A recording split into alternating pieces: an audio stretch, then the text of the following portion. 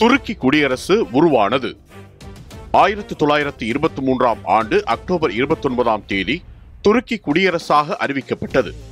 இது 6 நூற்றாண்டுகளுக்கும் மேலாக நீடித்த உலகின் மிகப்பெரிய பேரரசுகளில் ஒன்றான ஒட்டமான் பேரரசின் அதிகாரப்பூர்வ முடிவை குறித்தது. 19ஆம் நூற்றாண்டில் ஒட்டமான் பேரரசு அதன் வலிமையை இழந்து ஐரோப்பிய சக்திகளுக்கு எதிராக தொடர் தோல்விகளை சந்தித்து வந்தது. போர்களில் தோல்வியுற்று பெரும்பாலான நிலப்பகுதிகளை இழந்ததால் ஐரோப்பாவின் நோயாளி என்ற அவப்பெயரையும் பெற்றது. 20ஆம் நூற்றாண்டின் தொடக்கத்தில் சீர்திருத்தங்கள் மூலம் ஒட்டமான் பேரரசை காப்பாற்ற தேசியவாத உணர்வுமிக்க இளைஞர்கள் முயற்சித்தனர்.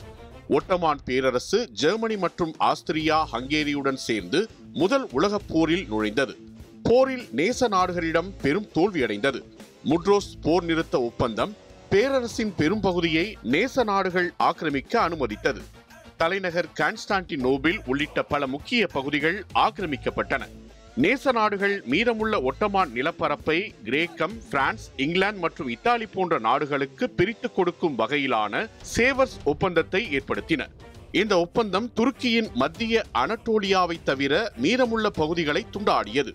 அப்போது ஒட்டமான் இராணுவத்தில் தளபதியாக இருந்த முஸ்தபா கெமால் பாஷா இந்த ஒப்பந்தத்தை நிராகரித்து ஆக்கிரமிப்பு சக்திகளுக்கு எதிராகவும் சுல்தானின் பலவீனமான அரசாங்கத்திற்கு எதிராகவும் துருக்கிய தேசிய இயக்கத்தை தொடங்கினார்.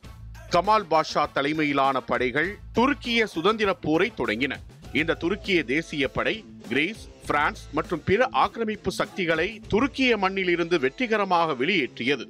தேசிய படைகளின் வெற்றியை அடுத்து அங்காராவில் அமைந்திருந்த தேசிய சட்டமன்றம் 1922ஆம் ஆண்டு நவம்பர் 1ஆம் தேதி சுல்தான் ஆட்சியை அதிகாரப்பூர்வமாக கலைத்தது.